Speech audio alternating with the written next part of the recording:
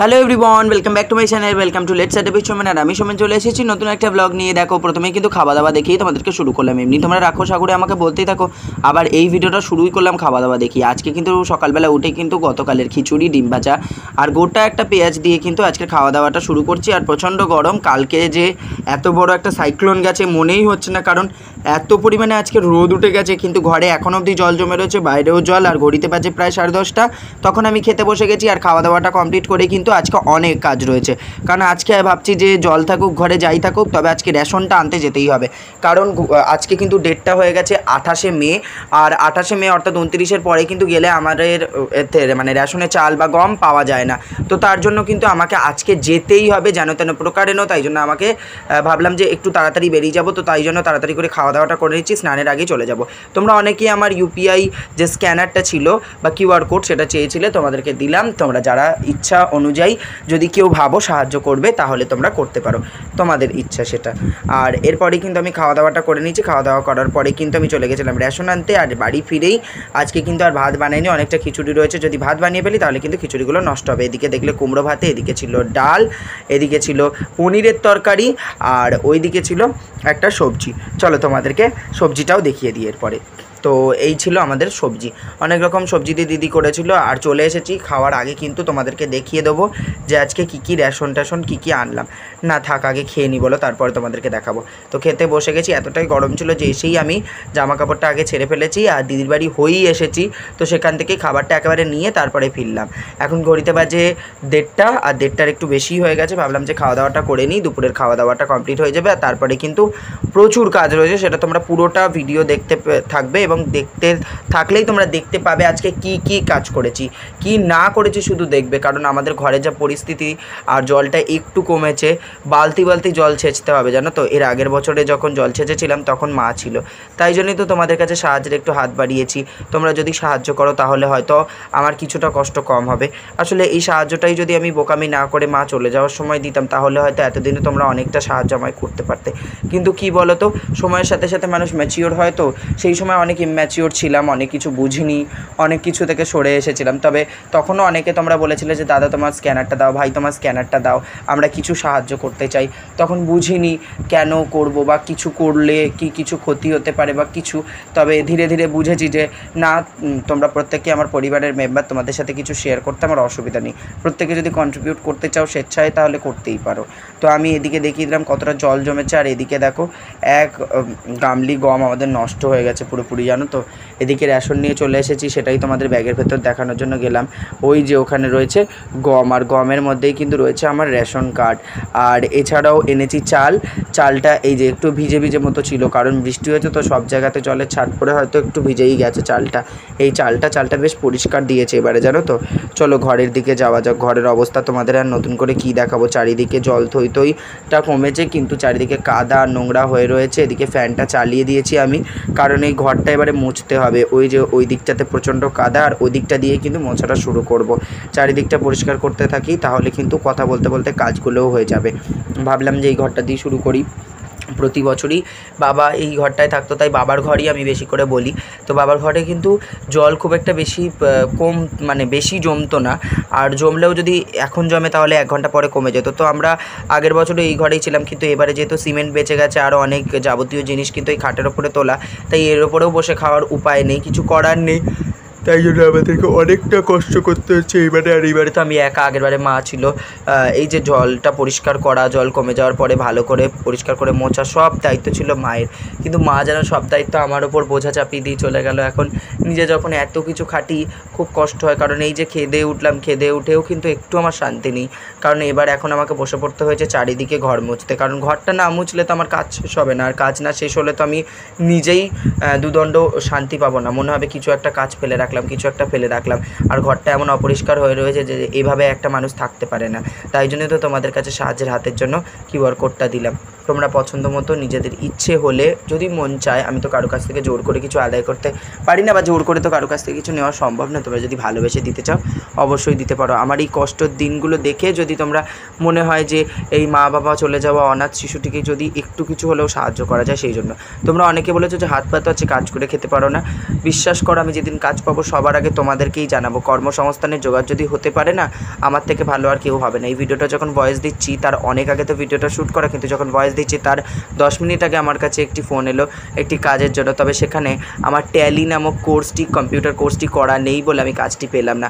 কাজটি ছিল 18,000 টাকার এবং 8 ঘন্টা মাত্র টাইম ছিল। উইকেন্ড একটা ছুটি ছিল এবং অকেশনালি ছুটি ছিল। কত ভালো একটা সুযোগ আমার হাত থেকে চলে গেল। আমি বলেছিলাম যে যদি কোনোভাবে একটু ওনারা দেখিয়ে দেন তাহলেও আমি শিখে নিতে পারবো কোর্সটা না জেনেও, কিন্তু ওনারা রাজি হলো না। আসলে কাজে যখন নেবে, উনি যখন টাকা দিয়ে লোক রাখবে, তাহলে দক্ষ মানুষকেই তো রাখবে বলো, এটাই তো স্বাভাবিক। কিছু করার নেই, আমার কপালটাই খুব খারাপ। এদিকে আমি সব কিছু পরিষ্কার করতে করতেই বাইরের দিকে হঠাৎ করে একটু দেখতেই কিন্তু আমার চোখটা হঠাৎ করে ওই পাখিটার দিকে পড়লো। ওটা কী পাখি যেন?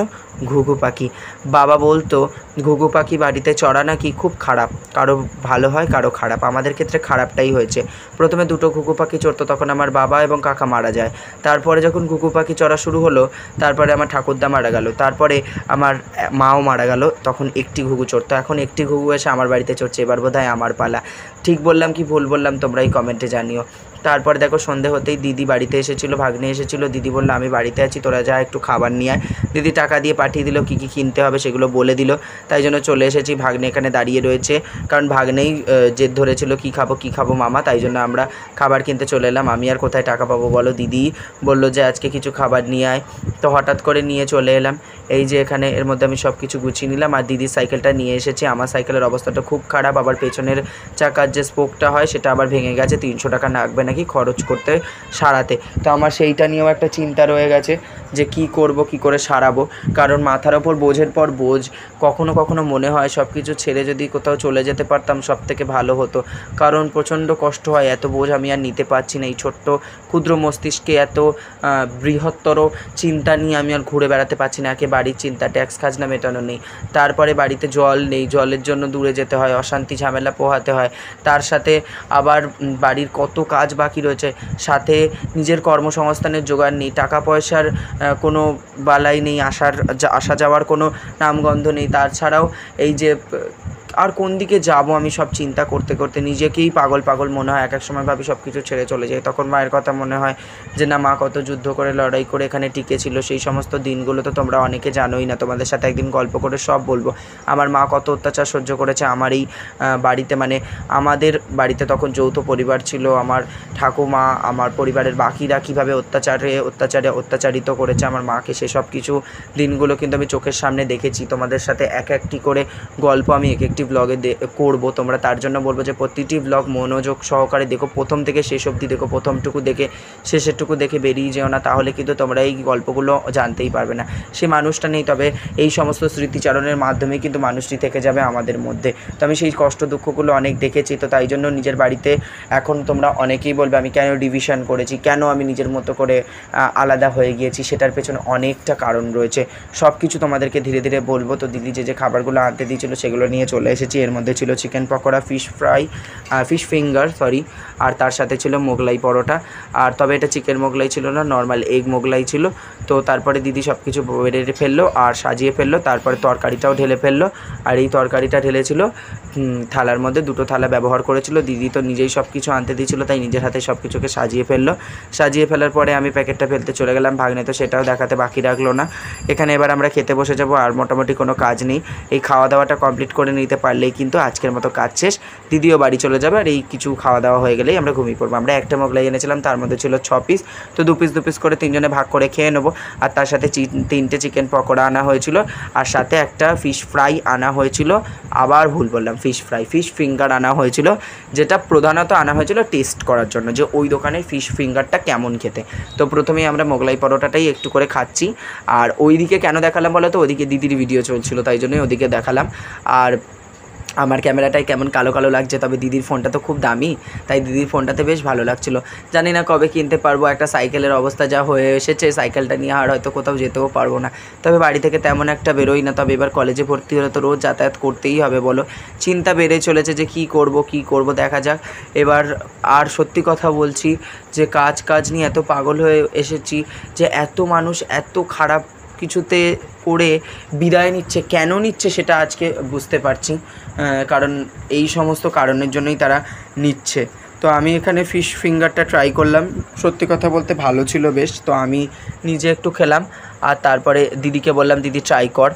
দিদি বললো একটু ভেঙে খাবে, তারপরে ভাগ্নেকেও একটু দেবো যাতে ও একটু ট্রাই করতে পারে যে কেমন খেতে ছিল, একটু টেস্ট করে দেখবে। তাহলে পর থেকে আমরা কিন্তু মাঝে মাঝে ফিশ ফিঙ্গারটাও দিদি আনবে বলছিল। আসলে ভাগ্নে মুখরোচক খেতে খুব ভালোবাসে, আমিও খুব ভালোবাসতাম একটা সময়। আসলে সন্ধ্যের পর থেকে এইসব খেয়েই কিন্তু যখন বাবা বেঁচে ছিল তখন আমাদের সন্ধ্যাটা কাটতো, মানে সন্ধ্যের স্ন্যাক্সটা। তাই জন্য সেই সব দিনগুলোকে তো আর ভুলে যেতে পারি না বলো। ওই জন্য একটা নেশা ধরে গেছে বলতে পারো। এই সব কিছু খাওয়া দাওয়া করার পর দিদি চলে গেল বাড়িতে, আর আমি চলে এলাম তোজোদের বাড়িতে একটু। সেখানে এসেই কিন্তু দেখা হয়ে গেল সুন্দর একটি মাছের সাথে। সেটা এনেছে তোজোর খেলার জন্য নয়, তোজোকে খাওয়ানোর জন্য। তবে এত সুন্দর একটা ফুটফুটে মাছকে দেখে কিছুতেই তোজোর মা তাকে খেতে দেবে না তোজোকে, আর কি বলবো। এই সবে মাত্র বাড়ি ফিরলাম, এই ফিরে বসলাম খাটে। আর তোমরা এর আগে মাছটা দেখতেই পেলে। হোয়াটস অ্যাবাউট আ ডে আমি বলেই দিই কী করেছি। সকালবেলা উঠে তো অনেকগুলো কাজ ছিল, মোটামুটি সেরে ব্রেকফাস্টটা করে বেরিয়ে পড়েছিলাম আমাদের রেশন আনতে আজকে। আর রেশন আনতে গেছিলাম, এনে তো তোমাদেরকে দেখেছি, তবে রেশন দোকানে যাওয়ার পথে ভিডিও করা হয়নি। দিদির বাড়ি গেছিলাম, সেখানে গিয়ে ক্যারাম খেলছিলাম অনেকক্ষণ ভাগ্নের সাথে। সেটা খেলে তারপরে কিন্তু খাবার নিয়ে বাড়ি ফিরেছি। তারপর তো দেখতে পেলে খাওয়া দাওয়ার পর একটা হিউজ কাজ ছিল, পুরো ঘরটা পরিষ্কার করা, একেবারে নিট অ্যান্ড ক্লিন করে ফেলা, সেটাই আমি করেছি। তো তোমরা কিছুটা দেখবে আর কি। চলো তোমাদেরকে কিছুটা দেখাই। দেখো কিছুটা পরিষ্কার হয়েছে, তবে এখনও কিন্তু চুয়ে চুয়ে জল রয়েছে, কারণ বাইরে যেহেতু এখনও কিছুটা জল রয়ে গেছে, তাই জন্য কিন্তু জলটা সে কারণে রয়েই গেছে আমাদের এখানে। তো একটা করে ইট দিয়েছি, একবারে আমি নিজে তো ওঠাতে পারছিলাম না, ওই দিকের কোণে আমি দিতে পারছিলাম না, তাই জন্য মামাকে এক ডাকি। সে মামা এসে কিন্তু অনেকটা হেল্প করে। আর এই যে দেখতে পাচ্ছ, এদিকেও একটা ইট দিয়েছি, এদিকেও ইট দিয়েছি, অনেকটা ফাঁকা হয়ে গেছে। আর এই যে স্পেসটা, এই স্পেসটা একটু ত্রিকোণ হয়ে গেছে, আর খাটটা মনে হচ্ছে একটু সামান্য বেঁকা হয়েছে, কিছু করার নেই। এই দিকের অবস্থাটাও একটু জল এখনও রয়েই গেছে, ওই দিকগুলোতে তোমরা দেখতে পাচ্ছ। এদিকটা মোটামুটি শুকনো, ওই দিকটা একটু জল। আর এই ঘরটা পুরোপুরি শুকনো হয়ে গেছে, ওই শুধু কোণগুলো ছাড়া। আসলে চারিদিকে এখনও তো জল স্যাঁতস্যাঁতে ওয়েদার, আর আমাদের বাড়ির পাশে পুকুর অবশ্যই তোমরা জানো, সেই জন্য তো এরকম হয়েই রয়েছে। চলো এবার বসে আবার তোমাদের সাথে বেশ কিছু কথা বলি। দেখালাম তোমাদেরকে কী করছিলাম আর কেমন হয়েছে ঘরটা মোটামুটি। তারপরে তো সামান্য একটু রেস্ট নিয়েছি। রেস্ট না, আজকে এডিট করছিলাম অনেকগুলো, করতে করতে দিদি চলে এলো। তারপর দিদি এলো যখন, দিদির সাথে একটু গল্প করছিলাম, একটু গল্প হচ্ছিলো, আড্ডা হচ্ছিলো ওর সাথে। তারপরে ভাগিনে পড়তে গেছিলো, পড়তে থেকে আসার পরে কী খাবো বলছিলো। আমরা সিঙ্গাড়া আনতে গেছিলাম, কিন্তু সিঙ্গাড়ার দোকানটা বন্ধ থাকার কারণে আমরা যে দোকান থেকে আনতে গেছিলাম দিদি খাওয়ালো, সে দোকানে যেতে পারলাম। সেখান থেকে গিয়ে দিদি মোগলাই, আমাদের প্রথমে পকোড়া খাওয়ারই কথা হয়েছিলো, দিদি বললো পকোড়া খাবে, আমি বললাম হ্যাঁ। তা মোগলাই পকোড়া আর ফিশ ফিঙ্গার আনা হলো। ফিশ ফিঙ্গার একটা করে, জাস্ট একটাই আনা হয়েছিল, যে টেস্ট করবো কেমন, ভালো যদি হয় তাহলে আমরা পরে ট্রাই করবো। আর এমনি পকোড়াটা বেশ ভালো খেতে, আমরা এর আগেও বহুবার খাই, আর খেলে ওই দোকান থেকেই খাই। আর মোগলাইটাও সত্যিই ভালো ছিল, সত্যি কথা বলতে ওভারঅল টেস্ট সব কিছুই ভালো লেগেছে। তারপরে খাওয়া দাওয়া করার পর রাত্রেবেলাতে সেই সেম খাবারই খেয়েছি, তাই জন্য তোমাদেরকে সেগুলো আর দেখালাম না। গিয়েছিলাম হচ্ছে দীপ্তি দিদির বাড়ি, তারপর রাত্রিবেলাতে একটুখানি মাছগুলোকে দেখতে, আসলে তোজোর সাথে একটু দেখা করতে, রোজ ওর সাথে একবার দেখা করলে বেশ ভালো লাগে, মনটাও ভালো হয় বাচ্চাদের সাথে সময় কাটালে। গিয়ে দেখি একটা ছোট্ট মাছ এনেছে ওরা, তবে মাছটা তোজোকে খাওয়ার জন্যই দিয়েছিল, তবে ওদের মন খারাপ হয়ে গেছে, কারণ জ্যান্ত মাছ ওইভাবে ওরা খায় না। একটা সুন্দর একটা ফুটফুটে প্রাণকে এভাবে মেরে খেতে কিন্তু সকলেরই খারাপ লাগতেই পারে। তো তাই জন্য ওটাকে বললো যে তৃপ্তিদি ছেড়ে দেবে। তো এই সব টুকটাক কথা হলো, তারপর বাড়ি ফিরে চলে এলাম। ব্যাস, আজকের ব্লগটা এটুকুই ছিল। কেমন লাগলো জানিও, আর ভিডিওটি ভালো লাগলে এখনই সাবস্ক্রাইব করে দিও লেটস আড্ডা উইথ চোমেন। আর তোমরা যদি কেউ সাহায্য করতে চাও তাহলে অবশ্যই এই কিউআর কোডে আমাকে সাহায্য করতে পারো, তোমাদের যদি ইচ্ছে হয়। আমি কাউকে জোর করছি না। আর যারা আমাকে খারাপ কথা বলছো যে কেন তুমি এইসব করছো, কেন এটা করছো, সত্যি কথা বলতে আমি কাউকে জোর করছি না। যদি কেউ কারোর মনে হয় যে 1 টাকা হলেও দেবো, কারোর ভালো লেগে থাকে আমার ভিডিও, দেখো তোমরা তো ডান্স ভিডিও দেখো, ডান্সের যদি কারোর প্রোগ্রাম ভালো লাগে তোমরা তাকে বকশিস দাও। আমি এত কথা বলি, তোমাদের সাথে গল্প করি, এত কিছু তুলে ধরি, আমার কথা যদি ভালো লেগে থাকে তাহলেই তোমরা দাও, 1 টাকাই দাও। আমি তোমাদেরকে রিকোয়েস্ট করছি না, জোরও করছি না, কিচ্ছু না। তোমাদের যদি ভালো লেগে থাকে তবেই দাও। এটুকুই ছিল আজকের ভিডিও। কেমন লাগলো জানিয়ে সাবস্ক্রাইব করে দিও। Let's at the beach. Tata bye bye, see you soon. দেখাবে অন্য একটি ব্লগে।